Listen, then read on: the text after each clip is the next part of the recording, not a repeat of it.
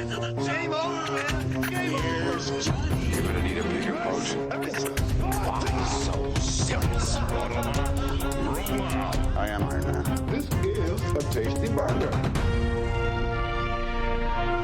Welcome to the InSession Film Podcast. Welcome to episode 555 for October 10th, 2023. I am JD Duran, and if you're watching us on YouTube, you will notice that Brendan Cassidy is not here for this episode.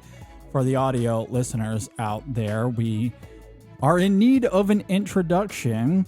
If anyone listened to our recent review of Dumb Money, you'll know this already, but Brendan Cassidy is going to be a little MIA over the next few weeks. He may come and go depending on time. However, he is not here this week because he is getting married this weekend.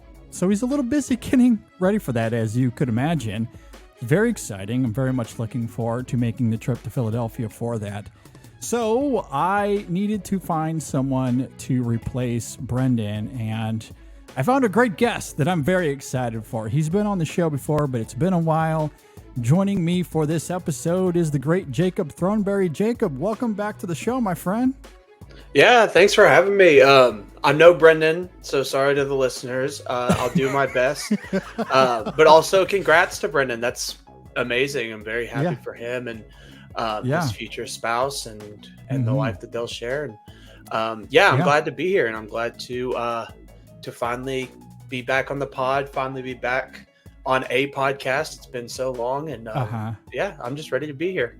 Yeah, we're glad to have you here. We always love getting to talk to you. It's been a while since you've been on the show, and I'm glad it worked out. You did tell me before we started recording here that it's been a while since you've done a podcast, and this ended up being serendipitous, I guess, because I really needed someone to fill in for him, and he did somewhat want to be here, so it's a little bit last minute, Jacob filling in. And then it got even more ironic, I guess, because I told Jacob that I wanted to do something horror themed, and we will get to that in the back half of the show. But I also told him, hey, Guillermo del Toro just celebrated a birthday. You want to talk about him? And he was like, yes, he's one of my favorites. So it worked out great. Yeah, I'm a huge Del Toro fan. I saw it was his birthday. I think yesterday, maybe it was today, but I think I'm so excited to talk about Del Toro, and I have an interesting affliction with horror movies, and I can get into that later. But this is a topic I'm very excited to talk on. Yeah, and that's another reason this has worked out really well. For longtime listeners of the show, you'll know this, but if you're new, horror has been an interesting journey for me because I am, as my generation would say, a huge scaredy cat. I have not handled the horror films all that well. And because of that subjectivity prior to doing InSession Film, I didn't watch as many as others would have. However, since starting InSession Film back in 2013, that changed quite drastically, and it's become a genre that not only do I indulge in, it's honestly something I look forward to now, and that's not something I could have fathomed 10 years ago when we started this podcast. So I've really come to love a lot of the films that we've covered and seen, and obviously I've gone back and watched many, many more horror films prior to this century. So I wouldn't consider myself an aficionado, but I've very much become a fan. And I do look forward to talking about some horror films in the back half. And Del Toro is, obviously I was familiar with him even before starting InSession Film. Loved Pan's Labyrinth, loved his Hellboy movies. And I think Pacific Rim came out the year that we launched InSession Film, which was a nice little irony as well. So I've always loved Del Toro, but I think I've fallen in love with him even more since starting all of this. So yeah, I'm looking forward to getting into that. We're going to rank the films of Del Toro here to start. as we celebrate his birthday. And then in the back half of the episode, we're going to talk about our favorite horror films of the 21st century, because there's been so many great ones. And I almost feel like, and I'll be curious to hear your thoughts on this as well, Jacob, I feel like you could almost separate the 2010s from the 2000s in terms of horror. I'm going to have a very hot take about that. Okay. I'm curious. I have a very hot take, but I very much agree with that. Okay. With that separation. Okay. Well, we'll certainly get into that then in the back half of the show. I'm very much looking forward to that. As we begin here, I'm going to talk about a movie that I recently caught up with. And when we think of October and the vibes of October, everyone thinks of romance. Yes, that's where I'm going. Let's talk about a romance movie. Love at First Sight, starring Haley Lou Richardson on Netflix. Jacob, you mentioned offline, this isn't a film you've caught up with, correct? Yeah, no, I have not seen it. When you first mentioned it, I thought it was that Play As You Go Netflix movie. Gotcha. Which, if anyone's thinking about it, it's not fun. It's horrible. Don't watch it. Don't do it. It's a waste of an hour and a half. But no, I haven't been able to see this one in particular. All right. Yeah. So this is a movie that recently dropped on Netflix, and it stars Haley Lou Richardson alongside Ben Hardy. And the reviews for it have been mostly positive, perhaps a little tepid. I feel like most are claiming it to be this slight but endearing romance film. I will say this, I kind of loved it. I really liked it a lot. Now, there are a few things in it that keep me from fully embracing it, but this is the biggest surprise of the year for me. And I think part of why I responded to it is it reminded me a lot of About Time, speaking of 2013. And that was one of my favorite films of that year. And what was so gobsmacking about Time, for me anyway, is that the film bills itself as a rom-com. And so you walk in perhaps with some expectations because of that. However, that film, while it does deliver on its rom-com qualities, it's much more than that. It's a movie about fathers and sons. And that absolutely destroyed me. Like, I just did not expect that about that film. And then there's the whole sci-fi of it all that I think is really great. So I'm a huge fan of About Time. And Love at First Sight doesn't have any sort of high sci-fi premise to it, although there are some interesting ideas around fate that are perhaps a little nuanced in the film. However, the reason I bring up About Time is that Love at First Sight, I have the same experience in the sense that you walk in expecting a rom-com movie starring Haley Lou Richardson, and it is that, but it's something else entirely when tonally the film switches halfway through the film and it becomes this movie about life and death and self-reflection. And its ideas, its depiction of grief is incredible. I was gobsmacked by the film in that regard.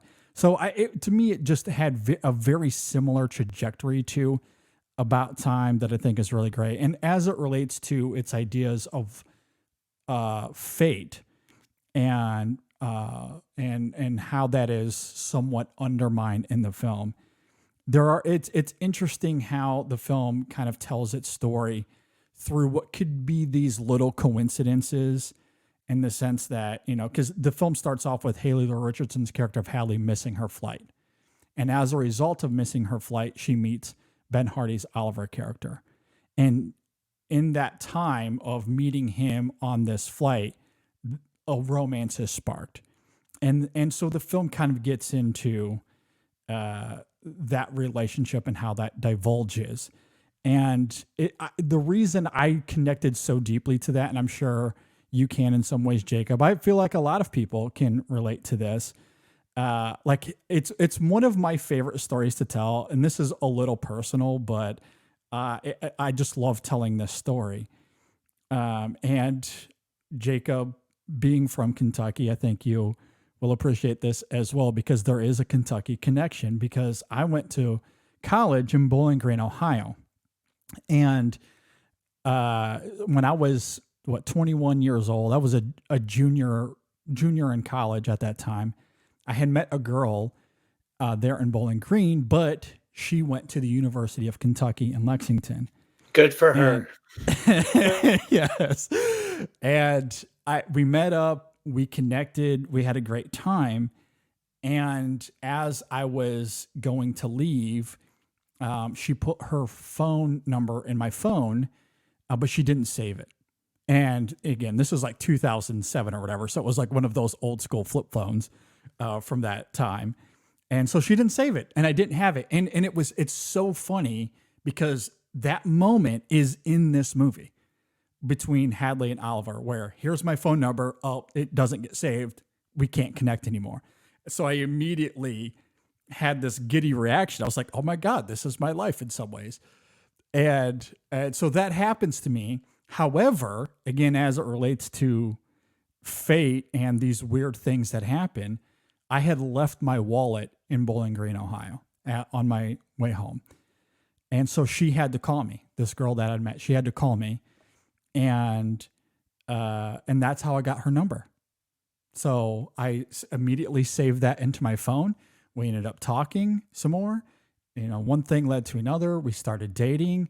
And after I had graduated college, I moved to Lexington, Kentucky to be with this girl.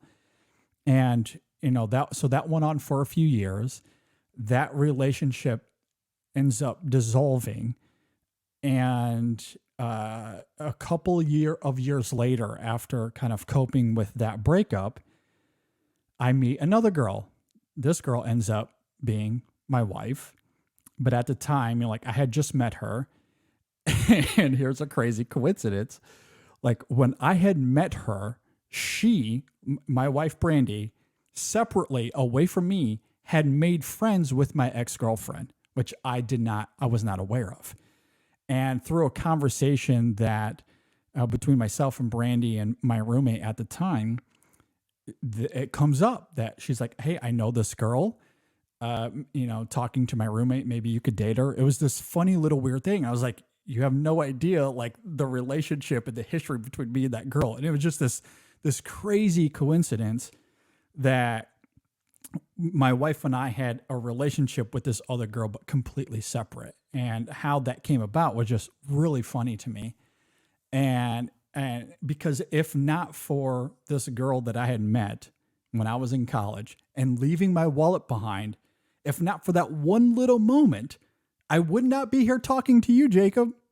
I probably would not be here talking to you because I would never have met my wife.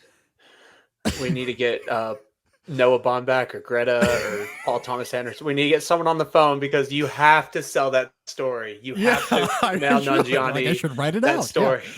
Yeah, I feel like I should because it's kind of wild how one little random thing ends up leading to the life I have now with my wife and 2 kids, and I'm able to have this podcast. None of this would exist if I had just grabbed my wallet and took it with me.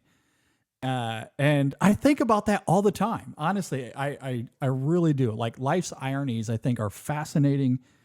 And Love at First Sight is a film all about those little things, the little things that lead to the bigger things of our lives.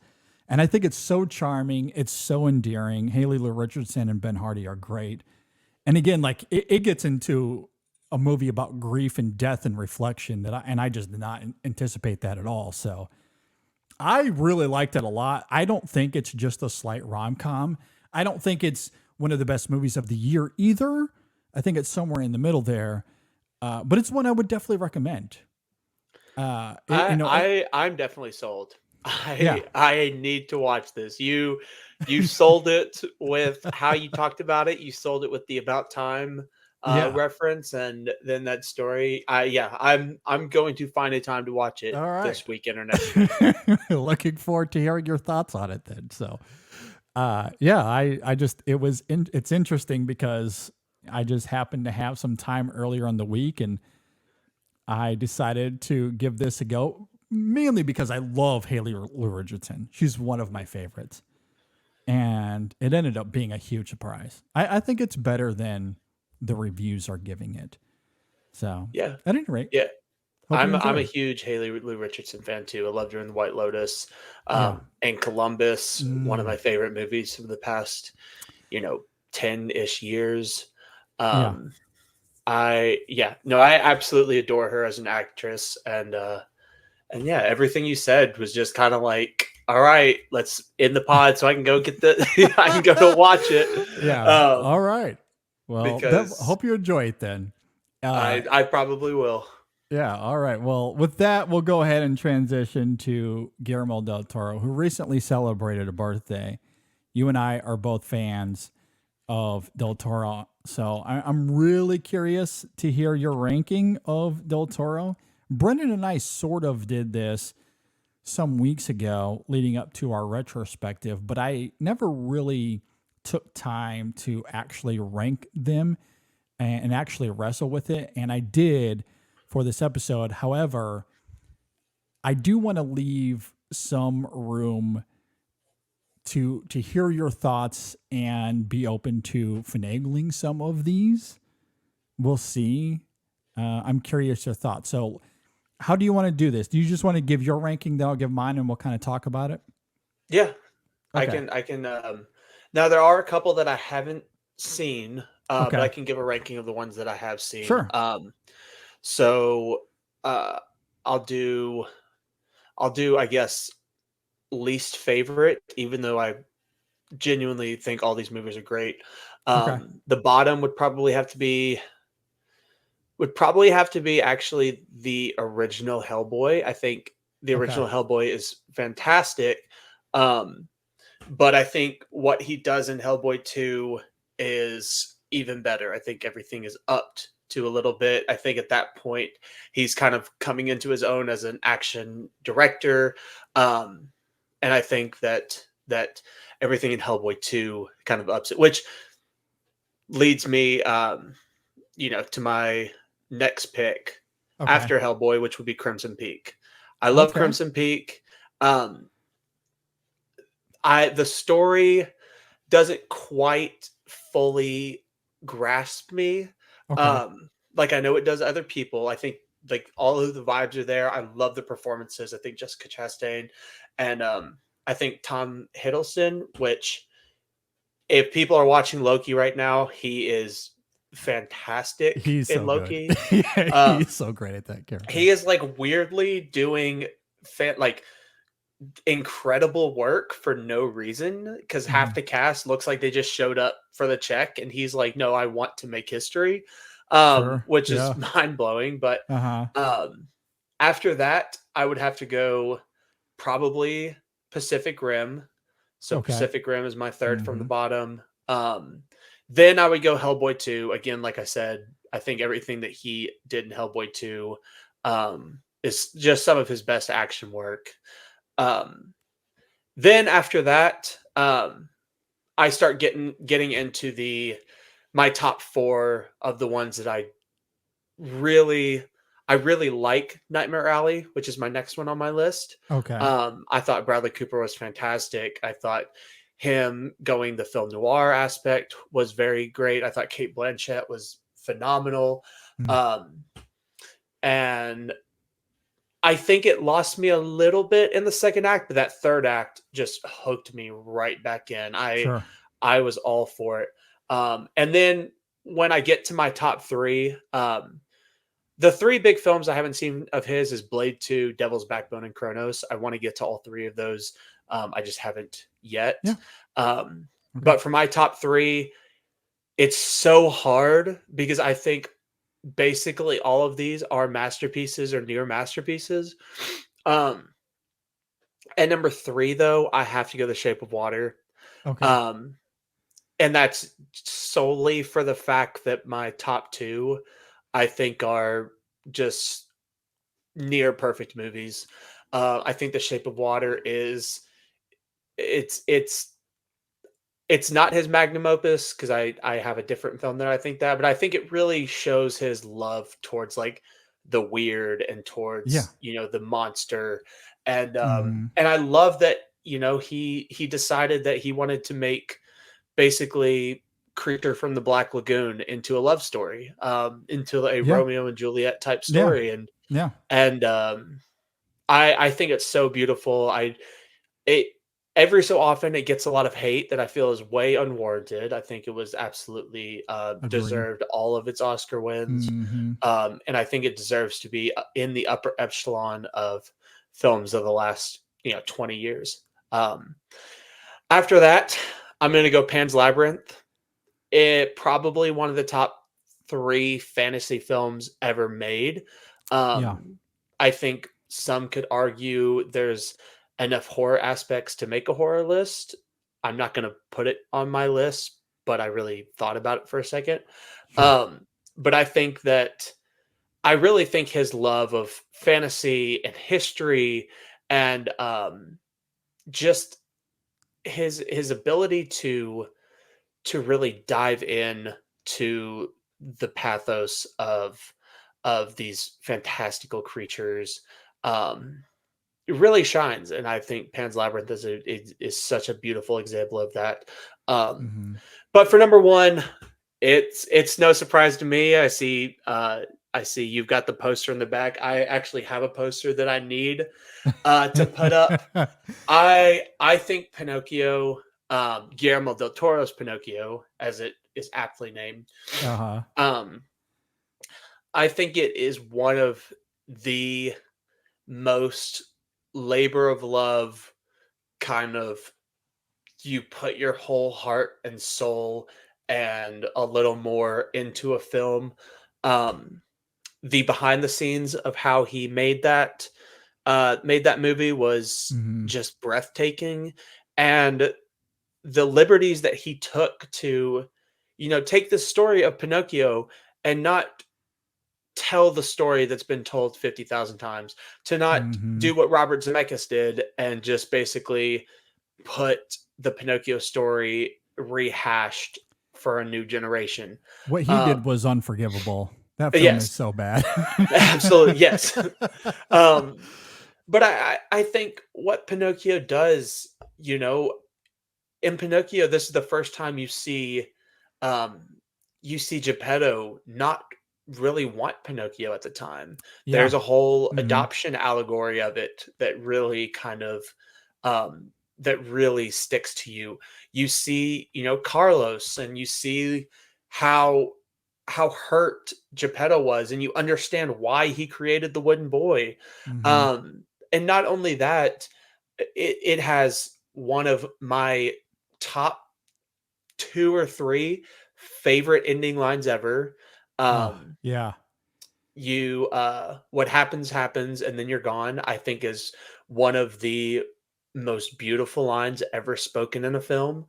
Mm. Um, and I think just what Del Toro was able to do, not only visually, but in his script, is just absolutely breathtaking. When it was announced that Pinocchio had a Criterion release, I flew to my laptop to buy it. I couldn't have gone faster. Sure. So yeah, that's my number one. Um, and I'm so interested in his Frankenstein Oh my gosh, adaptation, yeah. because after seeing what he did with Pinocchio, I think what he can do with Frankenstein will be just absolutely breathtaking. Um, but I think it's going to be hard for any Del Toro film to break that one, because I just think Pinocchio Mhm. is one of the best, you know, one of the best films I've seen in a very very long time. Yeah, no, I absolutely adore that film as well. It was certainly in my top 20. I can't remember where I had it ranked last year, but one of my favorite films of the year. I have it number 3 here on my list, so I'm very high on it as well. And I think you make a lot of great points about why it's so distinctive. And it's interesting because it comes out, and as everyone tends to do, you want to compare it. I hesitate with comparison. It's an evil necessity. I do understand it. I don't always love comparison. And I think what's interesting about comparing this to Disney's version is that it almost seems like a futile exercise because Del Toro's iteration of this story is so vastly different.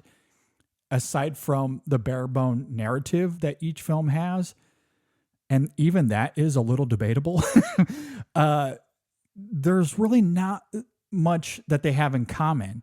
And that's what I love about the mind and the vision of Del Toro. He certainly had a very different take on this story. And I think it's absolutely remarkable for a lot of the reasons that you pointed out, particularly with Geppetto. I think that's what I found so moving. It, of course, about Pinocchio and him wanting to become human, and all of those elements in the film I think are really great. Again, distinctive from what Disney does. And I think that 1940 Disney film, for the record, is one of the best animated films of all time. I think it's great. But I do love that Del Toro has a very different take here, and his version of Pinocchio and what he's yearning for is distinctive. It's great, but what he does with Geppetto as it relates to him being this father and overcoming grief and his acceptance of Pinocchio in the process, I just find absolutely breathtaking. It's fantastic. So yeah, I'm with you. I do love that film quite a lot. I guess I'll go in reverse order since you just talked about a lot of the films I have here up at the top. So at number one, I have Pan's Labyrinth. That to me is his masterpiece. Love that film for its subtlety, its emotion, its creatures. It's the best of what I love about Del Toro in the sense of his subtlety, the tenderness he has toward his characters, especially the children in his films, and the mythos that he's able to render and create cinematically. It's just engrossing in every single way. I love it. It was my favorite film of 2006. I believe that film came out. Absolutely love that movie. And at number two for me, we actually just talked about this a few weeks ago in our 2001 retrospective. It's The Devil's Backbone. I love that film. Again, as a ghost story, there's a tender quality to it. It's metaphors, an allegory to the Spanish Civil War, I think is really fantastic. The performances are great. Love that movie. And number four for me, I have this a little higher than you, Jacob. I have Crimson Peak. I really love that film. And while its narrative is perhaps a little derivative, I think the way Del Toro treats that material, though, is fascinating. I love the world he creates, the characters, the performances, everything about that film. I just find so mesmerizing. So I love Crimson Peak. I still think there's a lot to mine out of that film that's unique as well. And number five for me, though, is Pacific Rim. And maybe I have that a little higher than most people in Del Toro's rankings, but I can't help myself, man. I have so much fun with that movie. And, and I just rewatched this not that long ago. I wanted to give it another watch because it had been some time. And I think the film I think it's really great. He might speed through a lot at the beginning, but once the film settles into what it is, I think there's some great emotion there. I think it's honestly, it has this surprising sex appeal to it. I think the CGI is fantastic and just the characters. And it has this quiet emotion that sneaks up on you that I just did not anticipate in a film like this. When Brendan and I were talking about this, I think I chalked it up to performance and treating everything with sincerity, because that's a film that is so sincere in its emotion that even if the script the script itself might not earn what it's going for, but I think Del Toro's direction and the performances bring so much. Like they treat that film like they're there not just for a paycheck. You were talking about Loki and how a lot of the actors might just be there to have fun and goof around and get a paycheck. And look, that can certainly render some entertaining scenes. And I do like Loki, but what I love about Pacific Rim is they're there to have fun. Del Toro knows what kind of movie he's making, but they're also there to, you know, to actually give some artistic credence to what they're doing. And I think that comes through. I wish more blockbusters would, you know, take themselves, I hate to say take themselves seriously, but, you know, at least give effort, I guess is what I'm trying to say. I think Pacific Rim does that. I love that.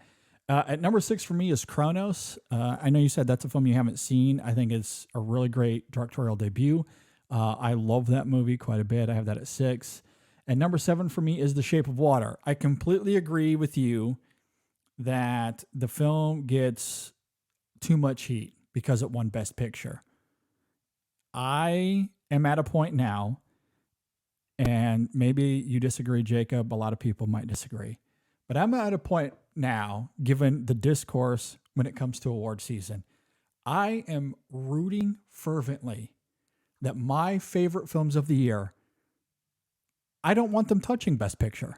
I don't even know if I want them to be nominated for Best Picture, if I'm being honest. Like, you know, like After Sun, I was like, oh, thank God it didn't get nominated for Best Picture. I don't want people touching that movie when it comes to that. Like, I was scared to death about for Everything Everywhere All at Once. Now, thankfully, I don't think that film it didn't receive the kind of heat that something like The Shape of Water does, La La Land, even though it ended up losing, thank God. Which, by the way, we have new t-shirts out. People want to go and check that out. Nice little t-shirt. The best thing that ever happened to La La Land is that it lost Best Picture to Moonlight. You can check that out at InSessionFilm.com. Well, like, the discourse is insane.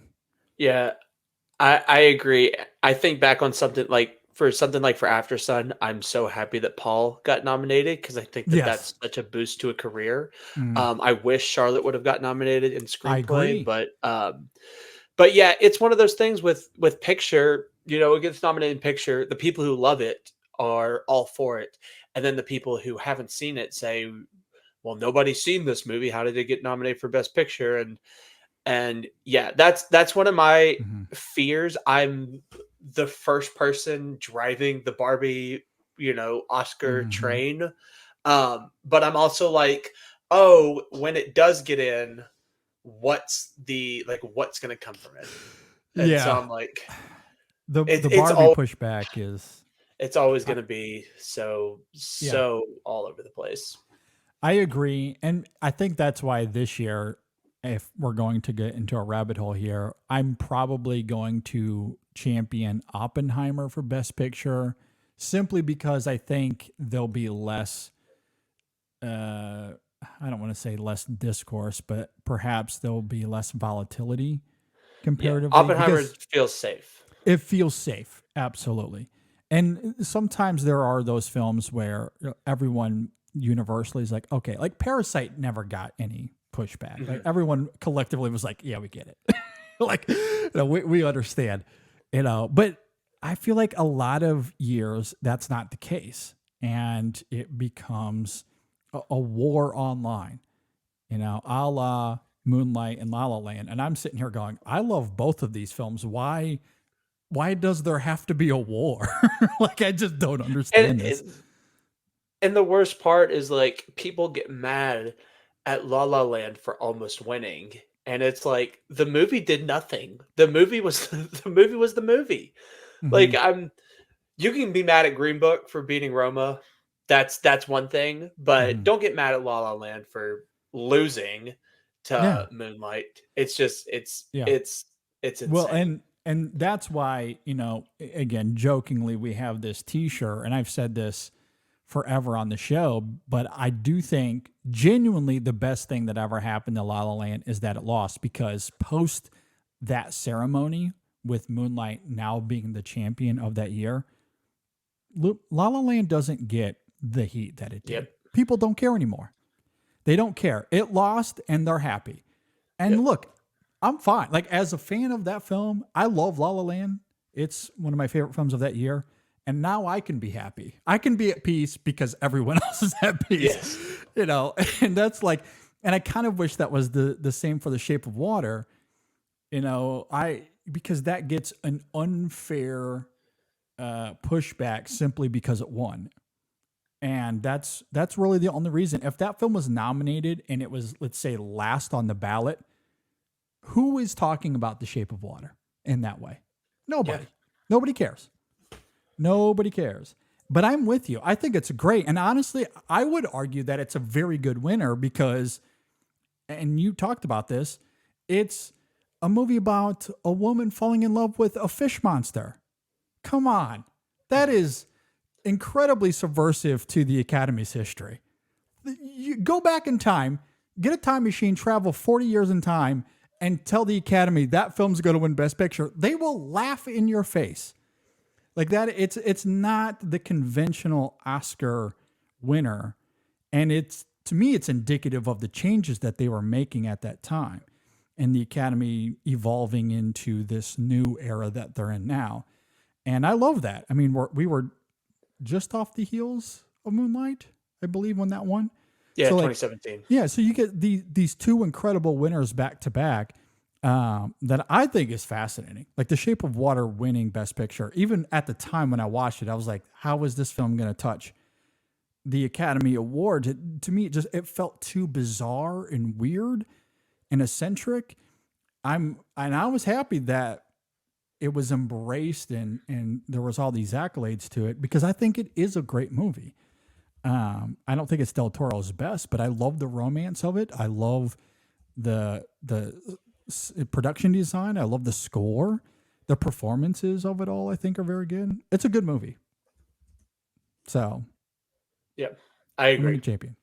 All right. Anyway, that was a little bit of a tangent there. At number 8, I have Blade 2. The best of the Blade movies, as far as I'm concerned. Really like it a lot. I'll be curious to hear your thoughts. I think you're really going to like it, Jacob. It's good. I think you're going to love it.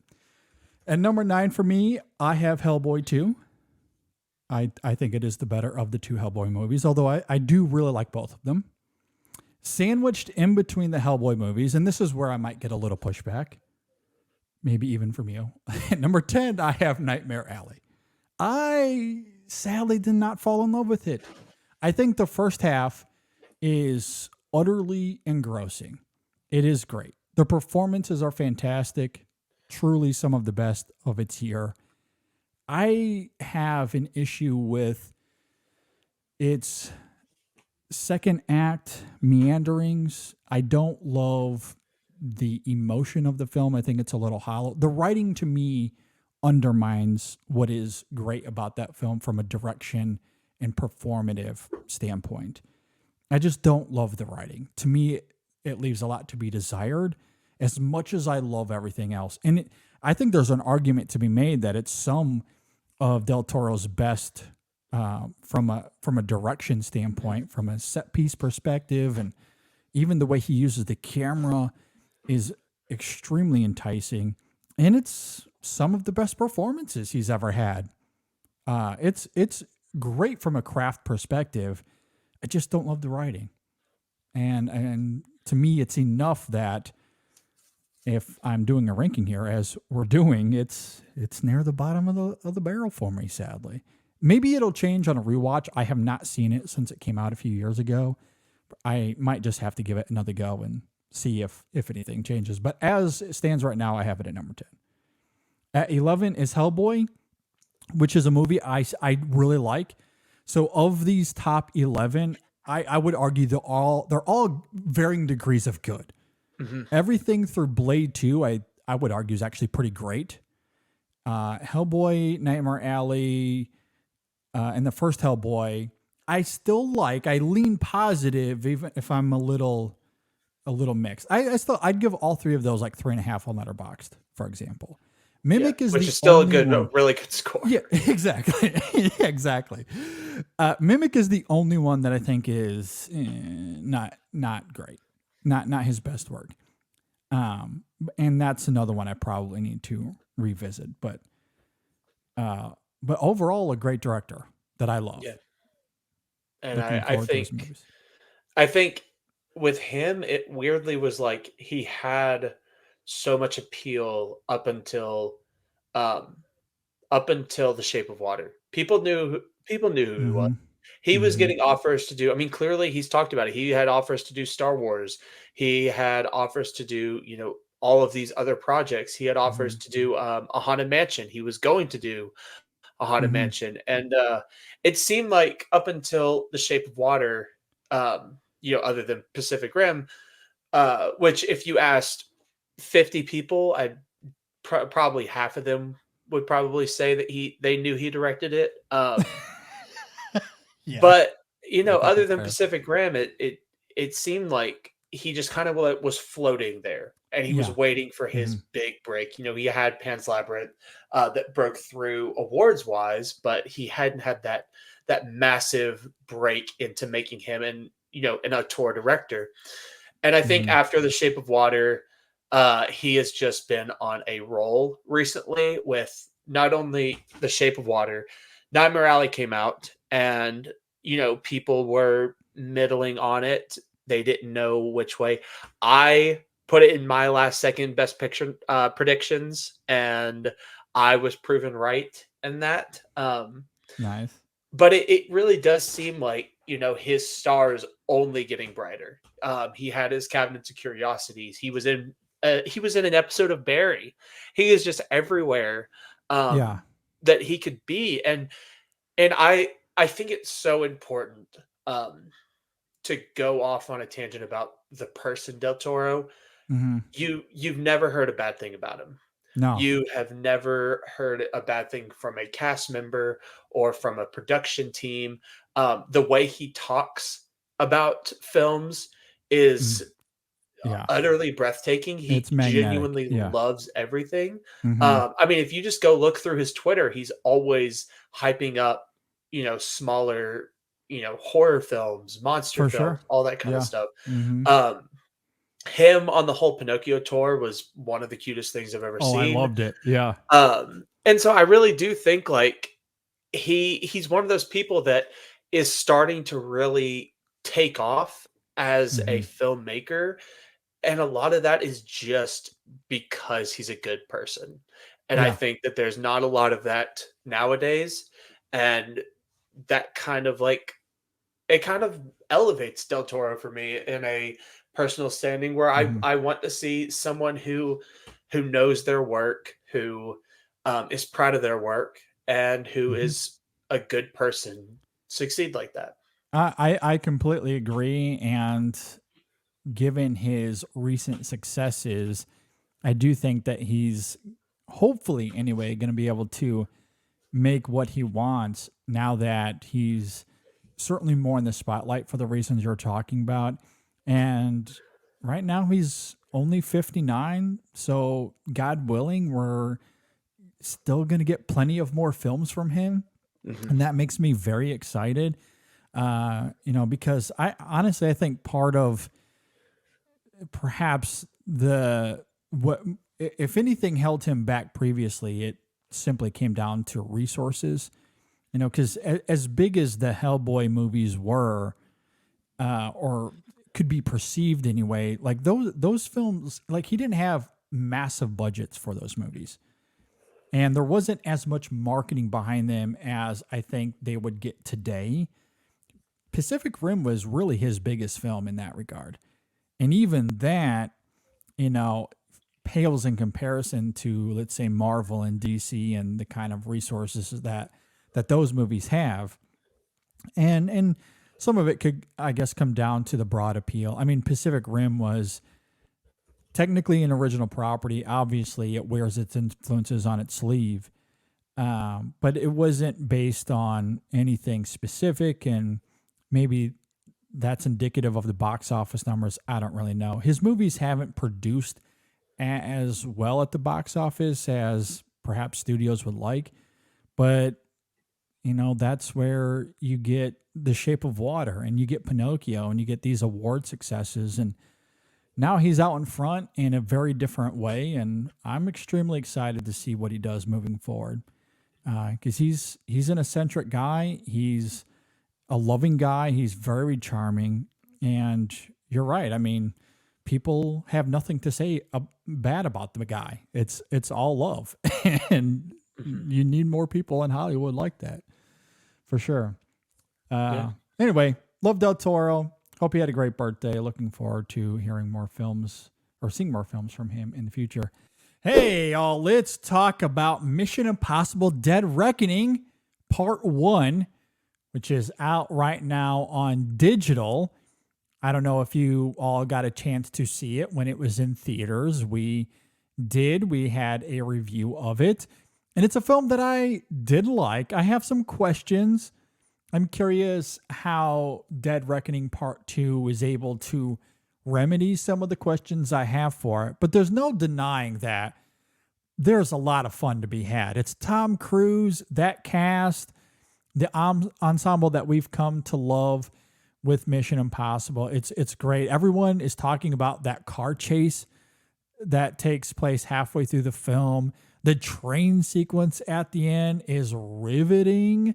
Oh my goodness. There's so much fun to be had with Mission Impossible Dead Reckoning Part 1. It's out on digital right now, and we have 5 codes to give away. 5 codes to give away. And if you want to get your hands on one of those, simply follow us on social media, Facebook, Twitter. That's what I'm going to call it.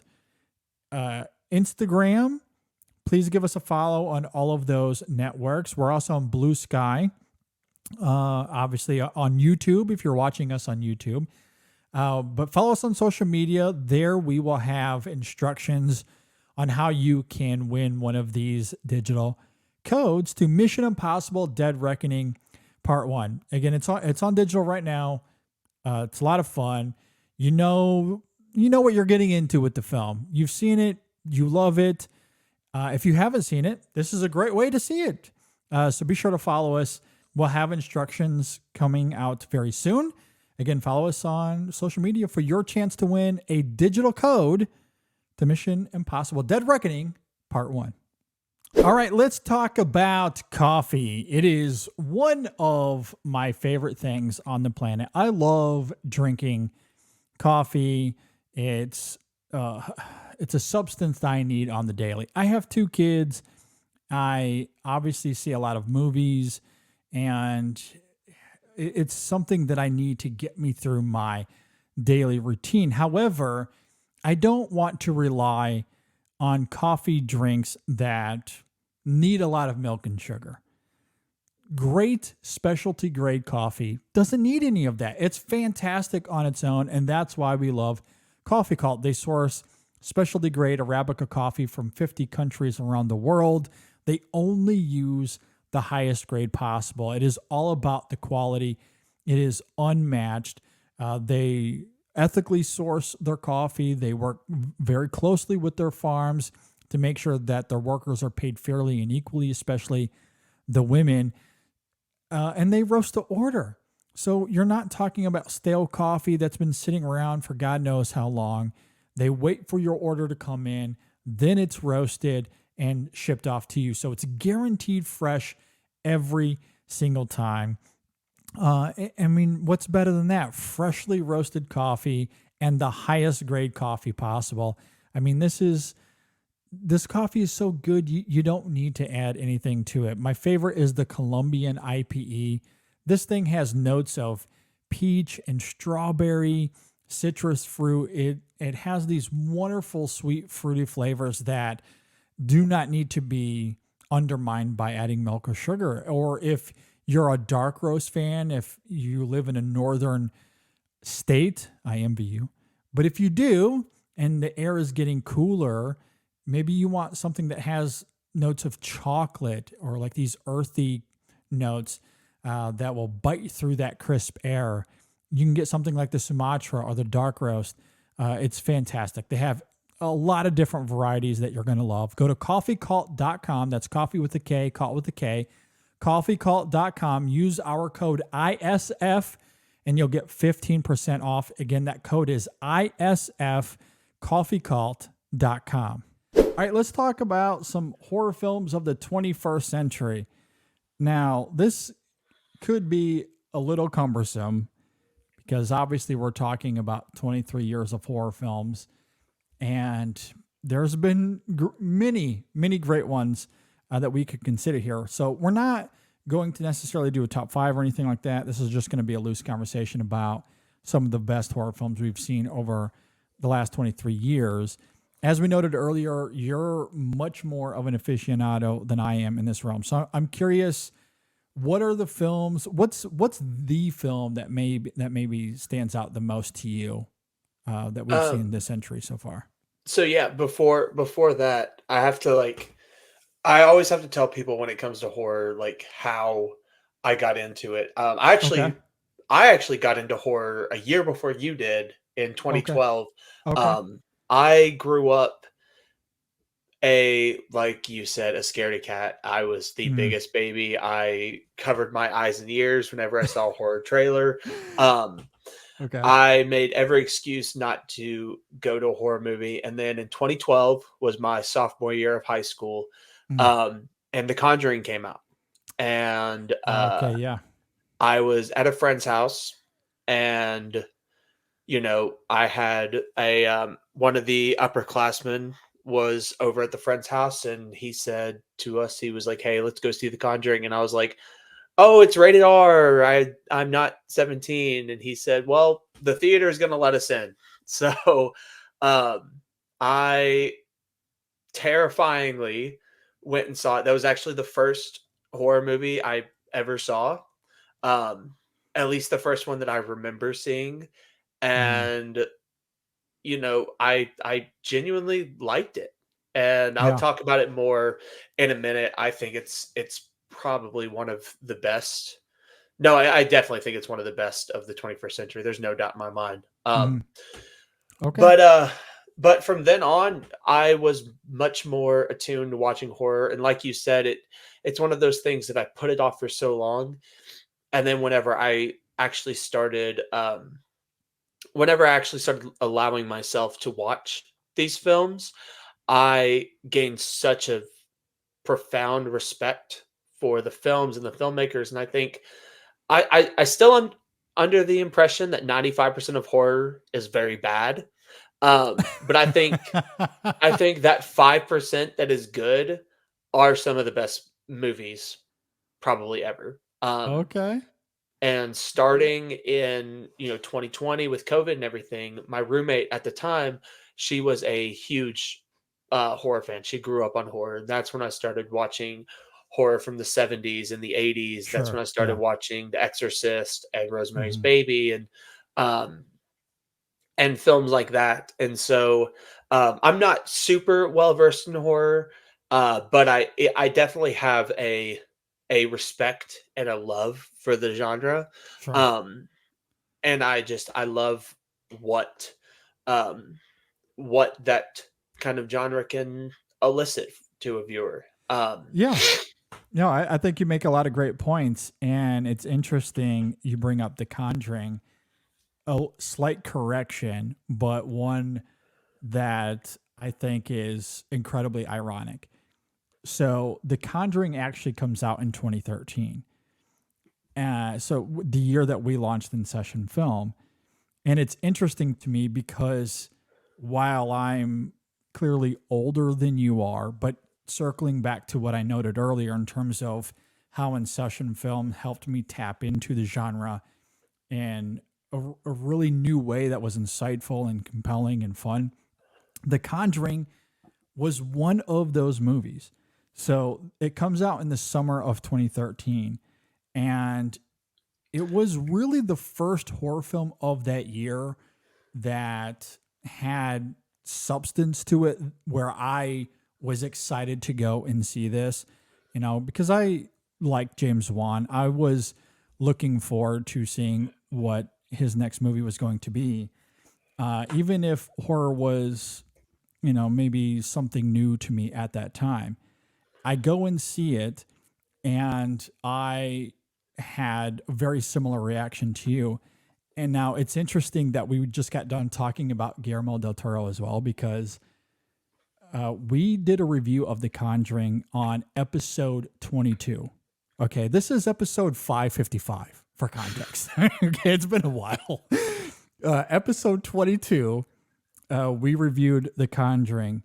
In the back half of that episode, Jacob, take a guess as to what the second review was. And I'll give you a hint. It wasn't a 2013 film. Oh, was it Saw? No. Great guess. However, we just got done talking about Guillermo del Toro. We did a review of Pan's Labyrinth. So just bringing everything full circle, because I think we were in the middle of doing a Guillermo del Toro movie series at that time. So we reviewed The Conjuring and Pan's Labyrinth in the same episode, which I find hilarious given this conversation and this episode we're doing here. But yeah, I mean, having that experience, I think helped me see horror in a different way. And it really sparked something new in me, even though the scaredy cat part of me was still there at that time, especially. But there was something about James Wan's direction, how he masterfully maneuvers through those aesthetics to create this perhaps somewhat familiar but visceral and compelling and emotionally invigorating atmosphere that I think it was so great for that movie. Now, one issue that Hollywood has, and we've talked about this a lot on the show, is that when something is successful, Hollywood loves to try to recapture that magic. They will regurgitate a formula and squeeze out every ounce of juice they can. And so there's been, 15 Conjuring sequels and 72 spinoffs. Yeah. And to your point, I don't think many of them have been all that great, but here we are.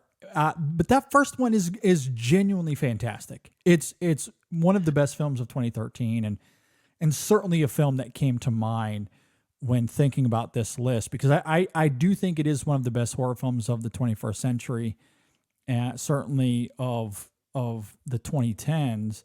And for me personally, it does have this subjective pull because it sparked something new in me as it relates to horror, like it sounds like it did for you as well. So it's fun that we have that connection. Yeah, I think so you're right. It was the summer of my sophomore to my junior year, which that's what got me mixed up. Yeah.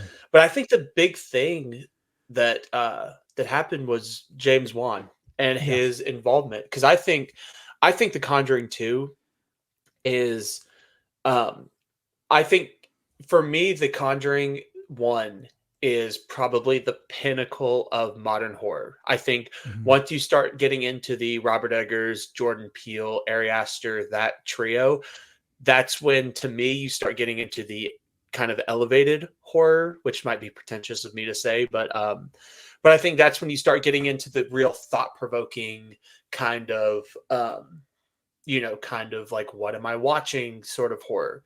But I think when it comes to modern horror, a movie that is an exorcism movie, the scares, all of that, I think The Conjuring is probably the height of that.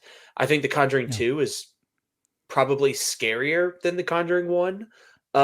Fair. I think James Wan definitely is able to elicit, I think, more fear in that movie. But after The Conjuring 2, he steps away and does other stuff, and at that point it just kind of, the whole thing falls apart. I mean, The Conjuring 3 was, I think it came out 2 years ago, one of the worst movies of the year. I genuinely hated it. And I don't think really any of the sequels, while some of them have been scary, I don't think any of them have been particularly good. But I think The Conjuring 1 really toes the line beautifully between being a classic horror movie, but also having that kind of modern appeal to it that I think is really, really fascinating. I think when it comes to modern horror, especially of the 21st century, people who don't have The Conjuring in their top 3, they're lying. they're not right. No, I agree. I think it's fantastic. And it's interesting when you look at James Wan because you cannot tell the story of horror in the 21st century without him, right? Mm-hmm. And some of it begins early on because he directed that first Saw movie. And I mean, say what you will about that franchise, I feel very similar about that as what we're talking about here with Conjuring, in the sense that the first Saw I think is great. Say what you will about its sequels, which I don't particularly care for. Saw 2 I think is okay, I guess, although he did not direct or write that movie. But the first Saw movie I think is fantastic. It churns out a bazillion sequels that he is a part of, but then he directs Insidious, and Insidious I think is good. I don't love it as much as Saw or The Conjuring, but I still think it's a good movie. And then he goes to The Conjuring, and it's great for all the reasons that we're talking about here. He stays within horror, but it's also funny how then he jumps to the Fast and Furious franchise, which is so different. Yeah. And then gets to Aquaman, which is also extremely different. And then he does Malignant, which is quintessential James Wan, I feel like. So it's that movie is comedy first, and I will argue with anyone about it. he knew what he was doing when he made that movie. Sure. For sure. I love how the film embraces its pulpy aesthetics. It's great. So I mean, I think James Wan is a fascinating director, and when he is passionate about a project, typically the results are quite great. And not just for the horror films. I think that also goes for Furious 7 and Aquaman, because Furious 7, 5 and 6 were great. I think 7 is one of the best in that franchise as well. And you think about the emotion, the difficulty, and the challenges that went into that. That film had every right to fail given what had happened to Paul Walker. And I think they stuck the landing as impeccably as they could have. I think he did a great job. And then Aquaman, is that the best film of the former DCEU? I think there's an argument to be made that it is. I know people, there's defenders of Man of Steel and Batman versus Superman. I don't love those movies. Aquaman or Wonder Woman are probably my favorites. The first Wonder Woman, that is, of the former DCEU. Either way, Aquaman is certainly one of the highlights, I would say, of the former DCEU, to the point where they were going to, he was going to direct a spinoff, right, of Aquaman, if I remember correctly. It was going to be like a horror about some sea the sea creatures. Yeah. So, of course he would take that and spin it into a horror movie. But yeah, I mean, he's such a fascinating character in this particular narrative that we're talking about here. Another one I want to bring up. So moving away from James Wan, but we'll stick around the same era as The Conjuring. 2 years later, have you seen the film It Follows from 2015? Yes. Okay, so I love this film for a couple of reasons. One, as a horror film, I think it is extremely effective. I love the production of it, the performances, the score, the 80s synth score, I think is fantastic. And in terms of taking this unique premise and making it this daunting, unsettling experience, I think the film is extremely effective in that way. And I think there's a conversation to be had simply about the craft of the film and how it functions as a horror movie. However, I think equally there's an endlessly compelling conversation to be had about how you would react if you were in that specific situation. It's a fascinating bar conversation to have, I think. If you were the last on the list, if the it is following you, if you will, given your moral compass, what do? Do you stick to your moral compass and try to evade it at all cost? Or do you do the thing that you will immensely regret, but will save your life.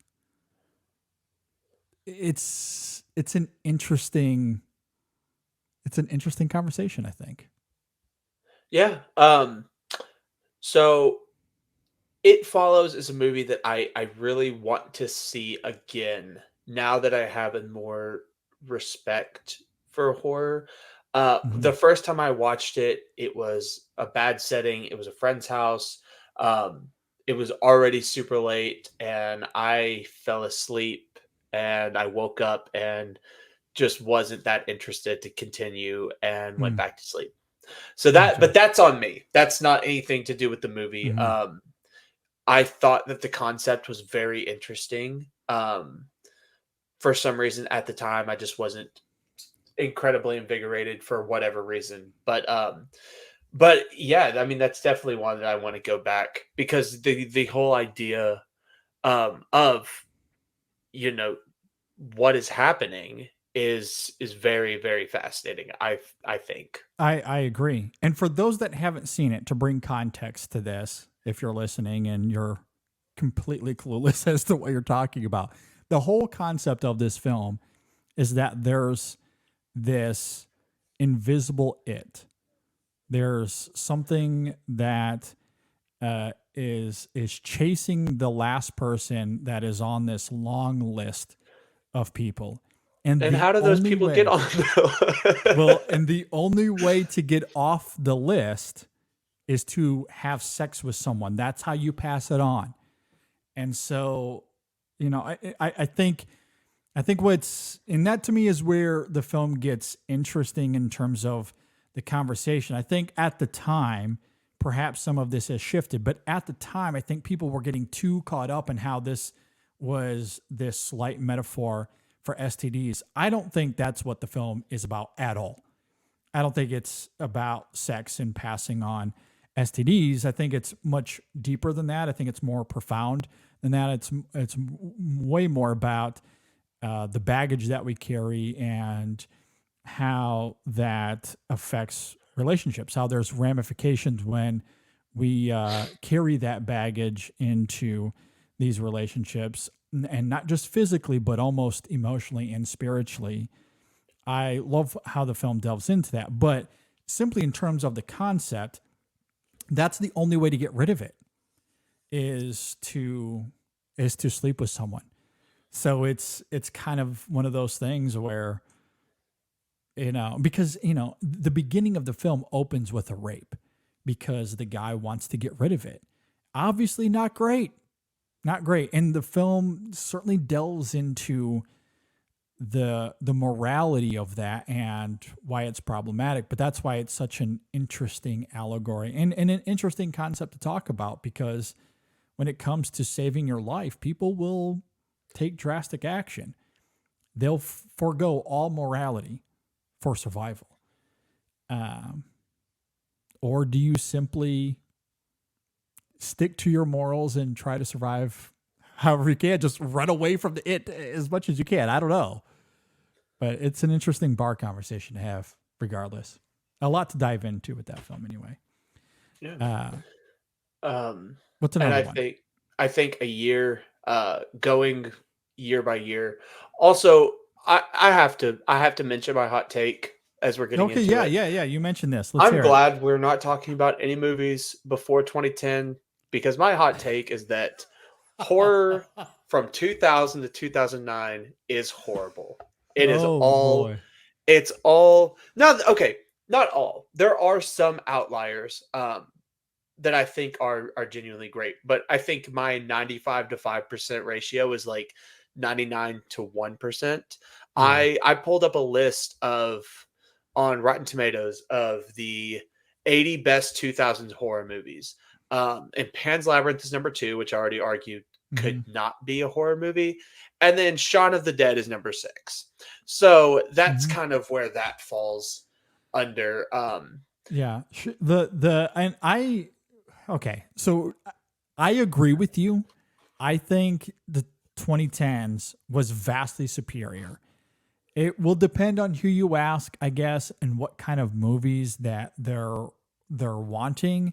if they like these cheap slasher movies that aren't very good, but have that, that hollow thrill. I mean, a lot of people really like that. I am not one of those, but if you are, I'm glad that you do enjoy those movies. I think when you look at quality, and of course, this is a little subjective, but broadly speaking, when we're considering the best films of the 2000s, when we're talking about horror, I'd say the consensus, there's certainly a few.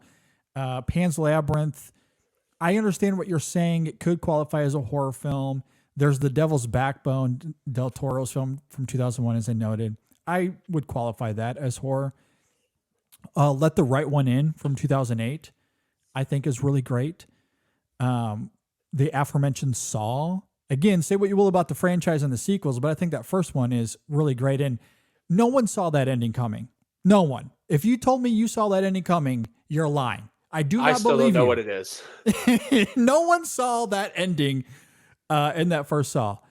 So that film I think is very good. Another film that often comes up in this conversation that I don't love, but I'm in the minority in, is The Descent from 2005. A lot of people love that film. I don't, but I think it's worth bringing up because I would say, I'd say most people, especially horror fans, would point to that as maybe the best of the 2000s. I'm not sure if you've seen it or how you feel, but I don't love it, but it's worth mentioning. Yeah, the only thing that really sticks out to me, and that's just because I think it has a better sequel in the 2010s, weirdly partially written by Damien Chazelle, is Cloverfield. I thought Cloverfield, I think, came out in 2008, was very good. But I mean, other than a few outliers, I really do think, probably honestly, starting with James Wan and Insidious in 2010, I think from 2000 to 2009, there just is it's a dime a dozen comparatively. Yeah. And so I just, that was my big hot take. I'm glad we are talking primarily about the 2010s, because I think the 2010s is really what started to shift horror in a new direction. And actually, the director I was going to talk about, 2015, is one of what we would probably call the big three of horror directors. It was Robert Eggers's The Witch, came out in 2015, which is still the only movie to ever have actually given me a nightmare. And it was one where up until that point, I had watched horror movies. I don't think I watched it until probably 2016 or 17. Up until that point, I had watched horrors. I had seen them. I'd, been engrossed with them. But I watched The Witch in a friend's basement, and I did not sleep that entire night. And when I did, I woke right up because I thought there's still images from that movie that stick with me. But I think this is what really starts kicking off that kind of, I think, yeah, it definitely was. It kicks off that kind of A24 horror, launch, into something that is much more thought provoking, is much like the scares are not so much by actual horrifying things happening, but the vibes that they're giving, and through the performances and everything along that line. And I think The Witch is brilliant. I think it's it's probably my second favorite Robert Eggers movie, but I think all three of his are just fantastic. Yeah, so The Witch is another fascinating film for me personally because it ended up being on my top 10 most anticipated movies of 2015. It was number 4 on my list for that year.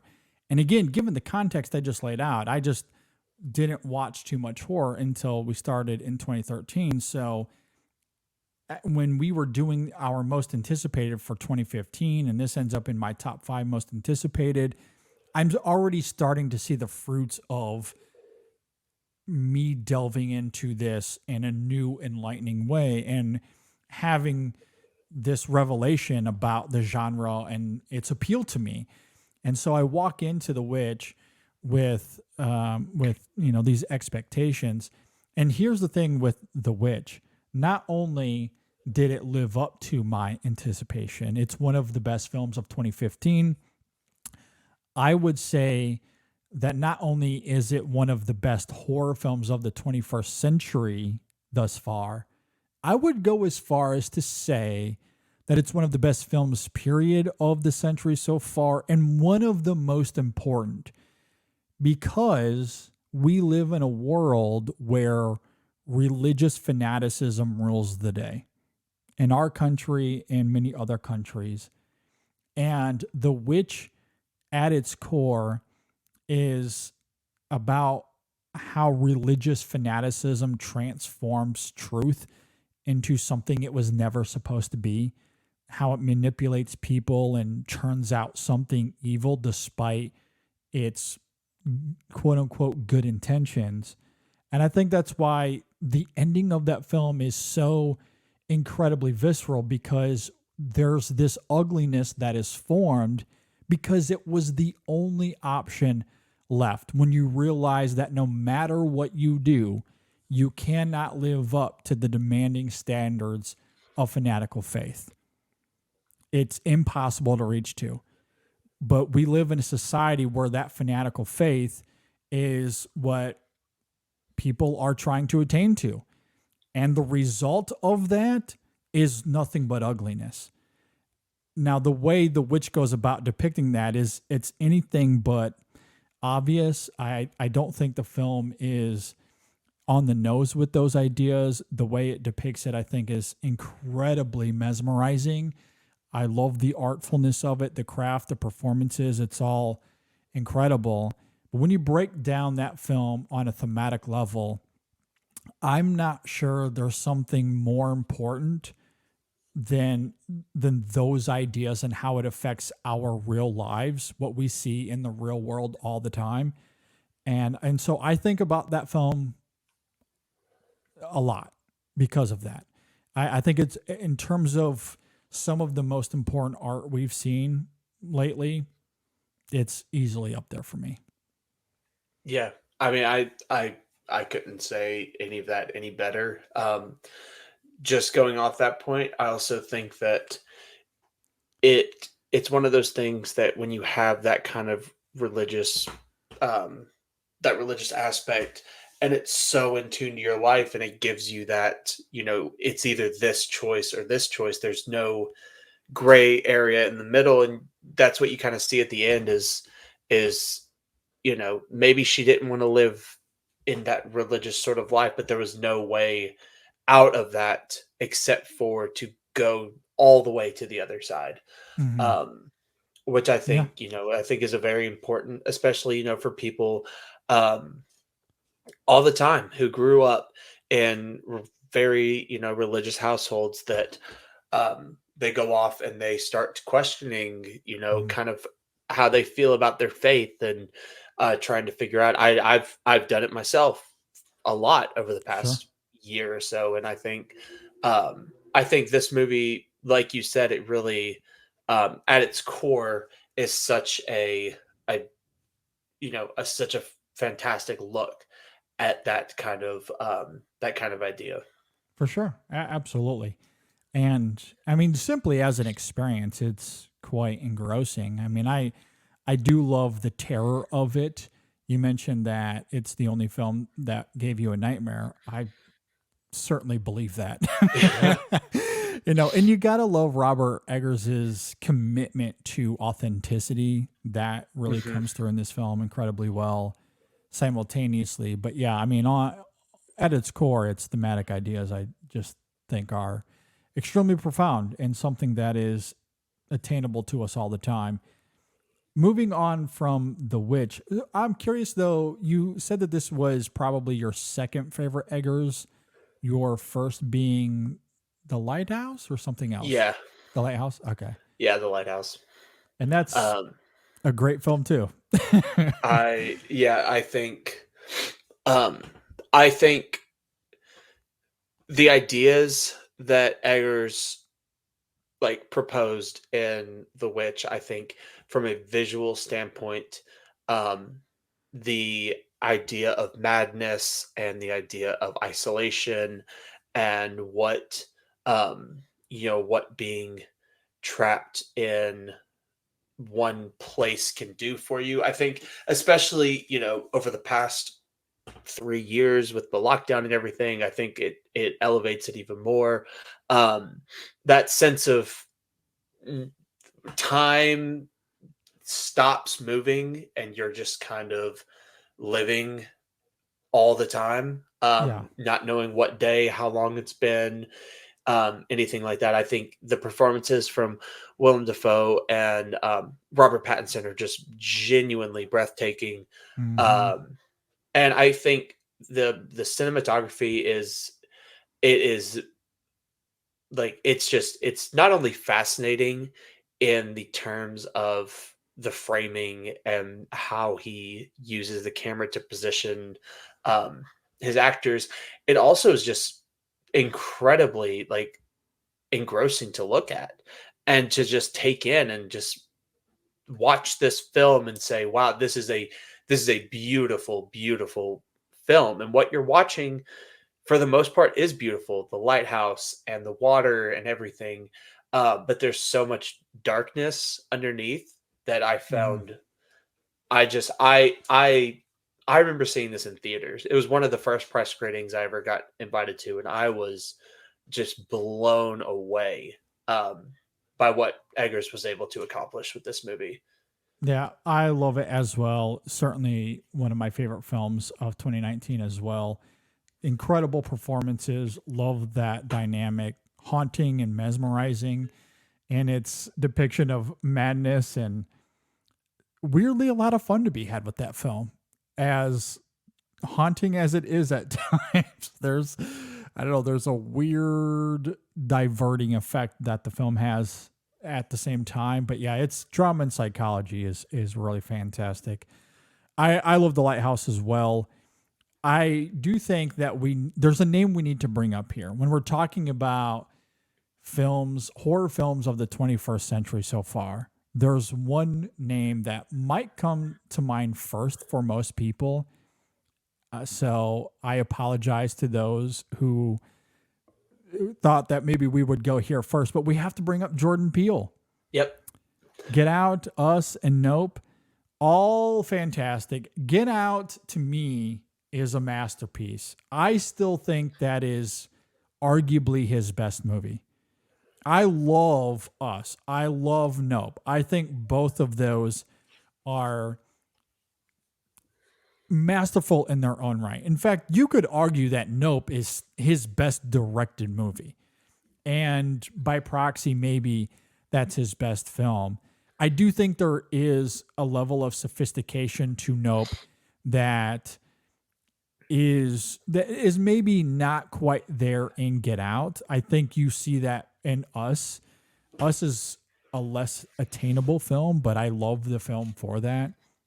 And Nope, I think, manages to be that middle ground of the complexities of that film in terms of its thematic ideas. As a dramatic horror film, it's maybe a little bit more attainable than something like Us. Get Out, though, the reason I still think it's his best film, it comes down to a couple of things. One, I still think the direction of that film is fantastic. I think it is maybe overlooked because of recency bias when you think of Nope and maybe even Us, because Get Out came out in 2015? It's been I almost think 10 yeah, years. 17 or Yeah, something like that. yeah, something to that effect. It's been a while, regardless.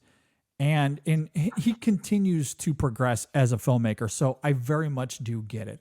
But I think the filmmaking of Get Out, especially for a directorial feature, as a persona in our culture who we did not associate with horror. We I don't think associated him with his comedy. I don't think we associated him with filmmaking in general. Yeah, he was the writer and producer of this sketch show, which was hilarious. Key and Peele is one of the best TV shows of our time. It's fantastic.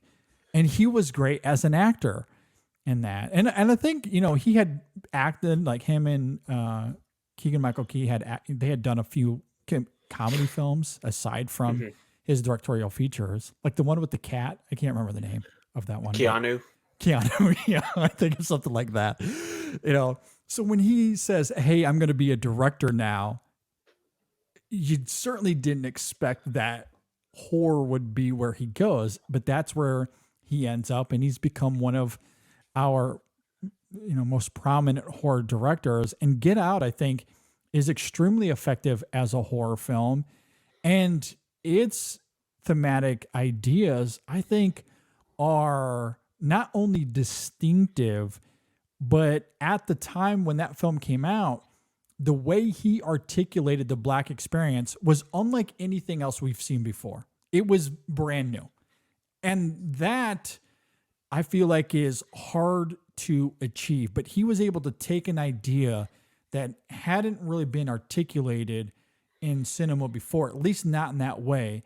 And not only does he render this fascinating horror film out of it with an interesting concept to help demonstrate those ideas, and you think about why that's horrific, considering the Black experience, considering the discourse, the obliviousness of white America and all of it, and it's mesmerizing to parcel. And in terms of the commentary of the film. And when you talk about the aesthetics of it, I do think there is a daunting quality to the film. And so the horrorness of it certainly comes through. But of course, it's also Jordan Peele. So there's a level of comedy to the film that is extremely biting. At the time when that film came out, I jokingly kept saying that Lil Rel Howery gave the best supporting performance of all time, because he's that hilarious in that film. He's so good. I genuinely, at the InSession Film Awards for that year, I nominated him for Best Supporting Actor. I think he's that good in the film. And I think he's actually kind of a crucial piece of that movie because his performance and the comedy of it is something that Jordan Peele utilizes to not only tap into the film's themes regarding the Black experience, but it tethers to Chris's emotional turmoil. So Jordan Peele gets to have his cake and eat it too. It's very funny. It's very diverting. And you get that ending where he shows up and he has this heroic moment that is really great, but it also works dramatically. And how he was able to do that as a first-time director and bridge that middle ground so perfectly, I think is a stunning achievement. Absolutely stunning achievement. I love the ambition of Us. It's really great. And as we noted earlier, the sophistication of Note. But there's something about the deep truths of Get Out, how he utilizes comedy to articulate those truths as well as horror, and both are necessary. Both are the nucleus of that film. It's masterful. Just no one else could have directed that movie. I agree with everything you said. I think, in my opinion, Get Out is probably so far still his best script. For me, and I love it. I love it so much. It is the third in terms of how I see that a lot. No, I definitely see that a lot. I think for me, which, by the way, I love that we're talking about these films as horror. There's so many people I know that always try to remove the genre from Jordan Peele and say, no, he makes thrillers, he doesn't make horrors, which is an asinine comparison in general. Well, that's, I think, where Get Out is kind of brilliant, because that's kind of the point of that movie. Yeah. I mean, that just speaks to why that film is great. But I think for me, I flip flop on Us and Nope. I think for me, Nope is Jordan Peele's Jaws, and I Mhm. think not only just thematically in the ideas of trying to, you've got people trying to use this giant monster for money's sake, and Mhm. in Jaws, that was the whole thing, is we're not going to shut down the beach because we need the tourist money, yada yada, all of that. I think it's like you said, it's his best direction by far. I I'm fairly certain I put him in my director category that year. I think I'm wearing a Nope shirt right now. Mhm. Um, I think I was talking to someone in one of my classes about just how the cinematography of Nope, how the whole movie is practically shot during the day, and they go in and render the nighttime scenes, and not to mention the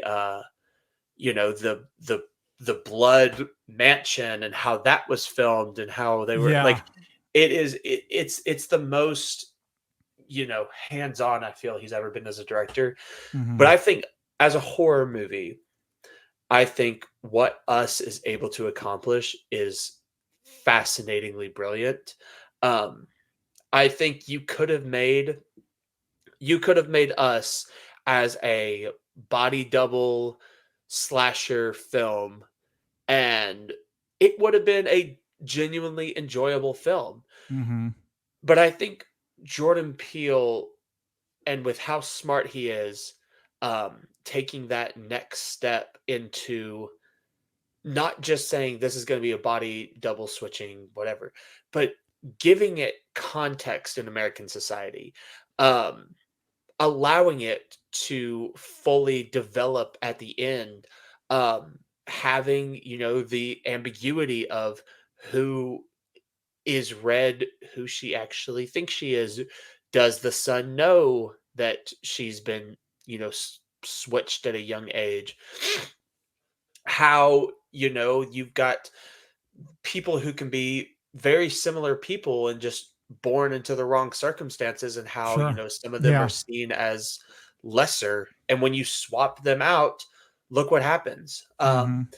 And I just definitely think that the ideas he proposes in Us are what truly elevate the film. Not to mention just the horror aspect. I still think that um initial scene where the tethered family arrives at Lupita Nyong'o and Winston Mhm. Duke's family and all of that. Um, I still think that scene is one of the scariest things that I've seen in quite some time. I think that is Oh yeah. that is such a um, Mhm. brilliant scene of filmmaking. And then, not to mention, Lupita Nyong'o in this movie, one of my favorite She's performances so good. of all time. So good. The fact that she didn't win the Oscar is baffling, but the fact that she wasn't even nominated is something I have to like remind myself all the time. I Yeah. think all of the performances are really great, but what she does, as in not only a dramatic setting, not only in, you know, a motherly setting, but what she does in a horror setting is just it's breathtaking. And that mixed with the score, one of my favorite scores of the year, the Uh-huh. whole ballet scene, us to me is so far it's the closest thing that Peel has gotten to perfect. Mm. I think that he's going to put everything together. I think he's going to put the um the story of Get Out, the horror aspect of Us, the directing of Nope. I still think he has that film in him that he's going to release, and it's going to be Yeah. it's going to be his going back to the Spielberg reference. It's going to be his Schindler's List. It's going to be his like full break into becoming that director. Um, but I think as of now, Us is the closest he's been to that. Just because I think everything that he puts into that movie is just breathtakingly brilliant. Yeah, no, I love the ambition of Us. It's a challenging movie, but I love that it's challenging. The performances are great. The craft of it, as you're talking about, is just remarkable. I also admire that ending so much. It is incredibly challenging and subversive, that ending. In a lot of ways, it's antithetical to Get Out and is one of the biggest jaw-dropping moments I feel like I've had in recent years, when we realize who that character really is at the end. It is it's sorrow and somber. There's some fascinating ironies there that I guess I won't give away for anyone that hasn't seen it. But my God, when that is revealed, I nearly fell out of my seat. Yeah. It is so good. It's so good. But like, I love what the film is getting at in terms of the humanity there in those characters and the duality of the two. It's just fantastic. So yeah, I love it as well. I mean, I'm not going to begrudge anyone that has Us as their favorite, or Nope as their favorite, or Get Out, however you want to rank them. It's almost futile because they're all three of them are great. Like they're excellent. And as you're talking about, perhaps there's an even better masterpiece in his mind that is yet to be unveiled to us. And I'm extremely excited to see what he has down the pipeline. As we kind of wind down here, there's so many other films that I at least want to mention that we don't have to get into as deeply here. I think when we're talking about the 2010s, another name we should probably mention is Ari Aster with Midsommar and Hereditary, at least. Beau is Afraid, very polarizing movie. I don't think, I loved it, but that's okay. That's I was gonna say, is this where he kicks me off the show? No, like I totally understand. Like, I don't even love Hereditary as much as a lot of other people do. I think the first 2/3 of Hereditary are quite masterful, and the last 20 minutes completely derails the whole experience for me. So Ari Aster is, but people talk about his movies and they go and see them and they're talked about in some way, shape, or another. What did you think of Beau is Afraid? Beau is Afraid, for me, I need to check my letterbox. I mean, even if it's not, it's in my top 5. Yes, Oh, wow. It's still my number 5. It's behind. I love that. No, I love that. That's cool. My top 5, I'll just throw it out there: Spider-Man 1, Barbie 2, Oppenheimer 3, John Wick 4, and Beau is Afraid at 5.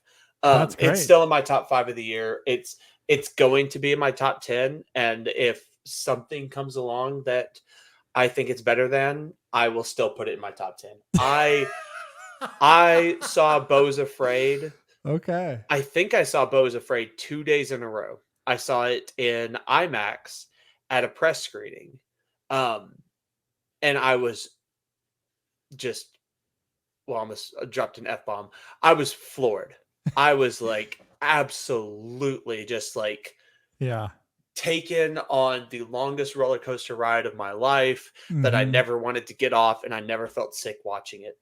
Wow, that's great. And then I went the next day with my, with my friends, and we drove down to Nashville and we saw it. And again, I was picking more things apart and going into, I mean, it will never make it on this list. I don't care who talks about it, because the movie is a comedy, the same thing as Malignant.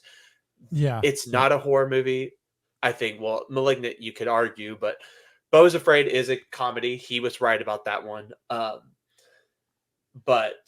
yeah, it's my favorite Ari Aster movie. Wow. And I absolutely, now that I'm talking about it, I want to go watch it again. No, I love that.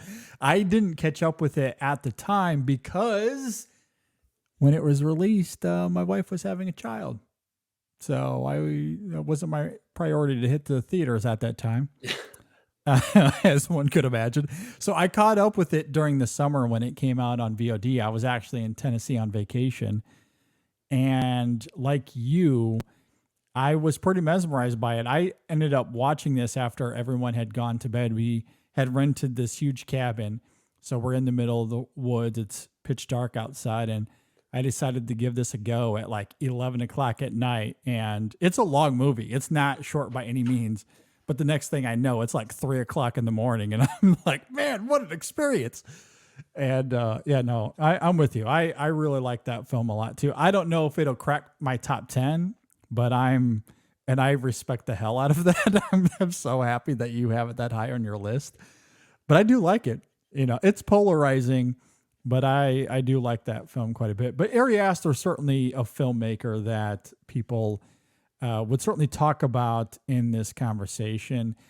Earlier, I mentioned Let the Right One In, which I think is great. I have also been a champion of its American remake, Let Me In, from 2012. I think is also really good. And I don't know if that is a hot take. I don't know how alone I am in that, but I think it's just as good as its predecessor. And so those are two that very much come to mind for me in this conversation. I think some of the last ones that I want to talk about, I think The Purge 1 is a very interesting concept that I think The Purge 2, and again, the Purge franchise as a whole, I think is pretty horrible.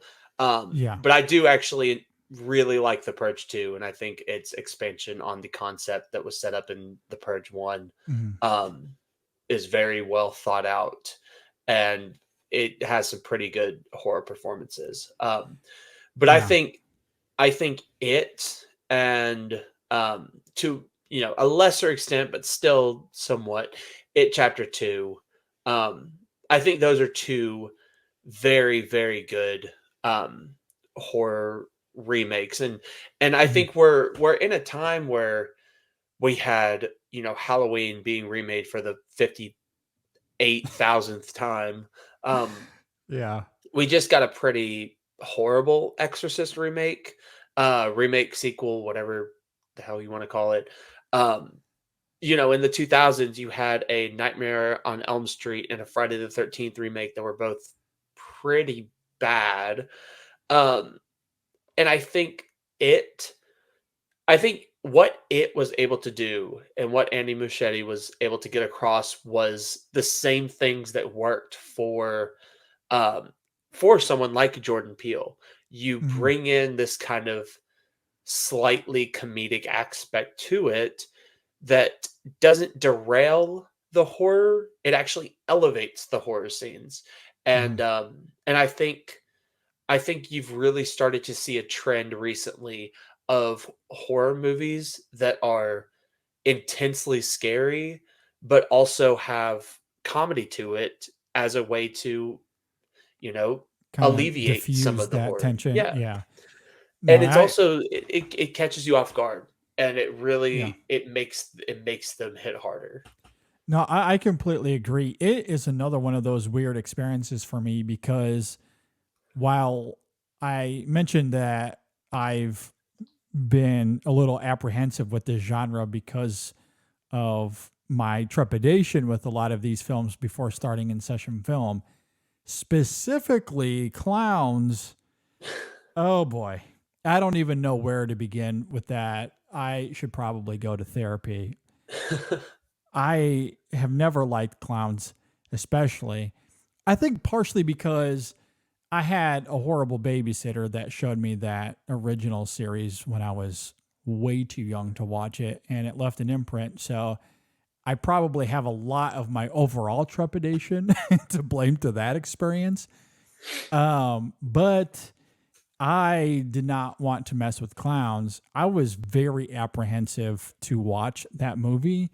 I do remember vividly going in to watch the first chapter and sitting outside the theater, I almost didn't even go in.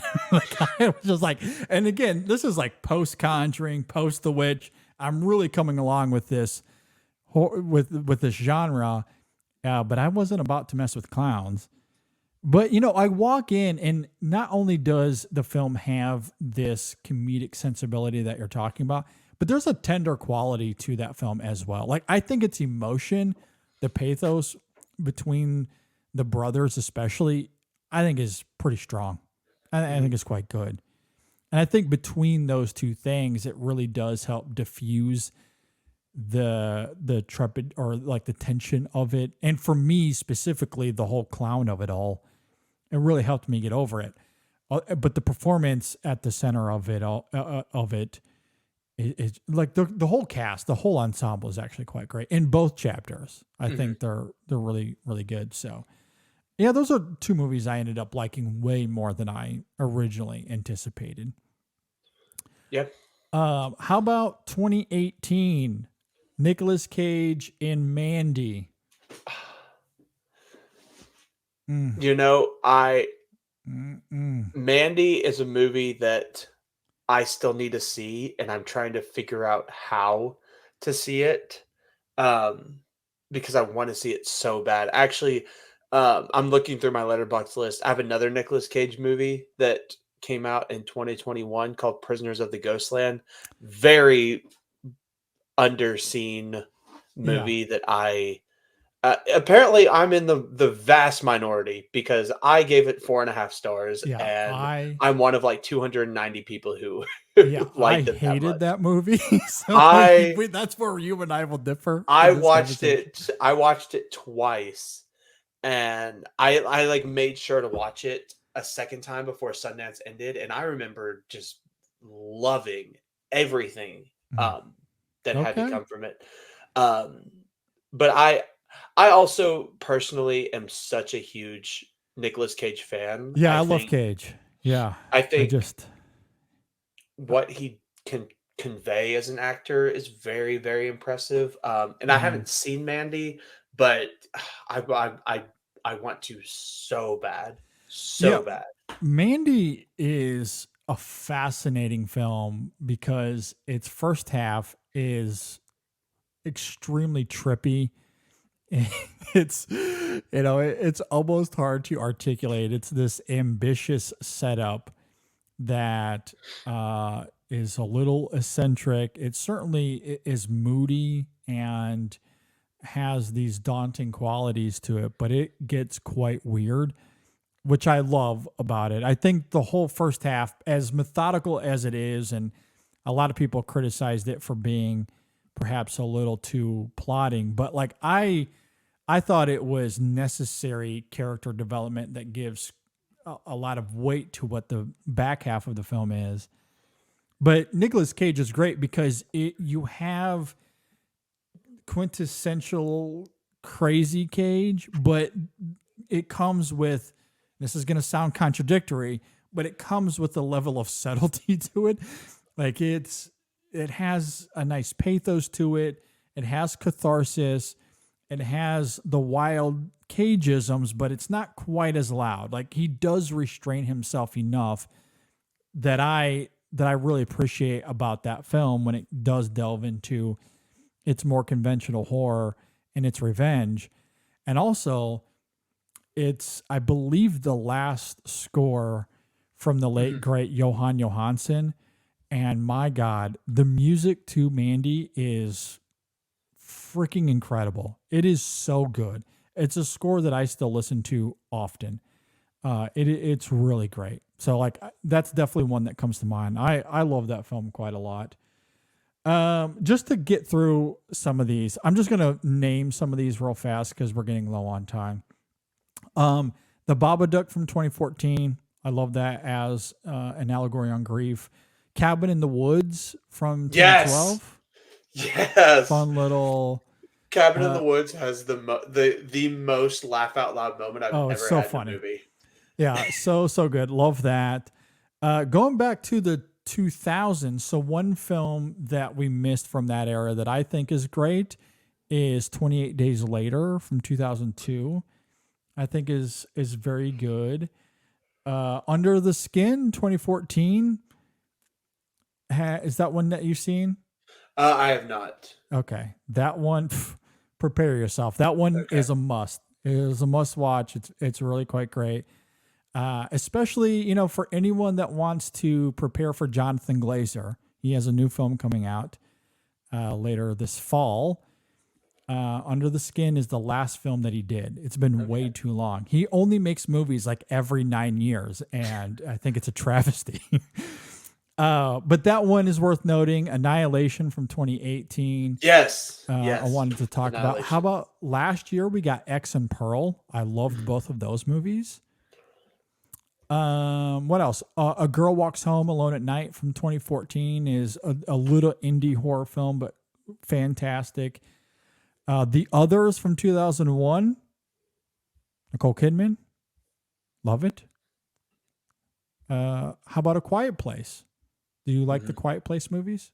Yeah, I like The Quiet Place 1 better than 2, but I think for me, what I love so much about A Quiet Place is not so much the movie, which I still think the movie is great, but I think that it was able to elevate like the horror of seeing it as well. In the fact of like, I've talked to so many people who said that they were scared to even eat their popcorn in the theater because because it was so quiet, which I think is great, very, very breathtaking. I agree. I mean, it's interesting the sound design of those films, and the sound design is excellent, and it's amazing how great it is because of the lack of it. So when there is sound, it comes abruptly and fervently, and it's so great. Yeah. So I do like those movies as well. And then the last one I have on here is, I guess it's a little bit more like Cabin in the Woods in the sense that it's a horror film, but a mockumentary. What We Do in the Shadows from 2014. Yep. You got anything else on your list? The only other ones I had 10 Cloverfield Lane, which I slightly talked talked about earlier. John Goodman was robbed of an Oscar nomination. Yeah, he is fantastic, insanely good in that movie. I think another quick one, The Night House with Rebecca Hall. I thought was very good. And The Invisible Man was actually the last movie I saw in theaters before the shutdown, before COVID happened. That was very good too. Yeah. And I think more recently, Talk to Me. Which came out from this year. Yeah, Talk to Me. I thought Talk to Me was very good. And then just because I have to put it in, Malignant and Barbarian are both they're in the same universe somehow. And I think they both work so well as comedy and horror. Barbarian with a little bit more horror element with, you know, insane and out there ideas and premises, but I think both of those work very well as within that world. All right. I think we can end it there. We talked about a lot of great films from the 21st century. Of course, you know, if we missed anything, feel free to let us know. If you're watching us on YouTube, you can leave a comment below. You can email us InSessionFilm@gmail.com or simply hit us up on Facebook, Twitter, or Instagram. We would love to know if we missed anything, if there's something else that spoke to you, one of your favorite films of the 21st century so far as it relates to horror. Jacob, thanks for joining me, man. This was a lot of fun. Absolutely. No, I'm glad to be here, and I'm glad to have been able to talk with you and get back to doing this kind of setting. And, you know, if you ever need someone back on, I'm always, always a text away. Yeah, great to hear. We'll definitely get you back on sometime in the near future. Tell us where we can find your work online. Where can we find you on social media? For right now, I haven't been doing a lot of reviews. I'm am back in grad school, and I'm doing I'm playing collegiate sports again, and so the reviews have been put to the side for now. I will be back, but you can find a lot of my work at InSessionFilm.com or at Awards Watch, and you can find me online at tberry57, where I very much am still active. I will always be active. And if you want to follow along, the best place to see where I'm watching and what I'm watching is on Letterboxd. And I'm on Letterboxd at tberry57. And just because I'm in grad school doesn't mean I'm not watching a lot of stuff. I'm actually watching more stuff. Very recently, I watched Tokyo Story, Roma, Yojimbo, Rumblefish, Bicycle Thieves, City of God. God, like this is all for my classes. So nice. So I'm watching tons of stuff and still intaking lots of cinema and foreign cinema and stuff that I've never seen or stuff that I have seen and loved. And so yeah, you can always follow me on Letterboxd, and that's really the best way to follow along with all of my film journalism. Yeah, absolutely. Please give Jacob a follow. He's a great follow. I love talking to Jacob on social media. So please be sure to check him out on all of those platforms. Bicycle Thieves in my top 20 of all time. Yeah, I love that movie. The first time I saw it was when I was like really getting into film, which is probably a pretentious thing to say.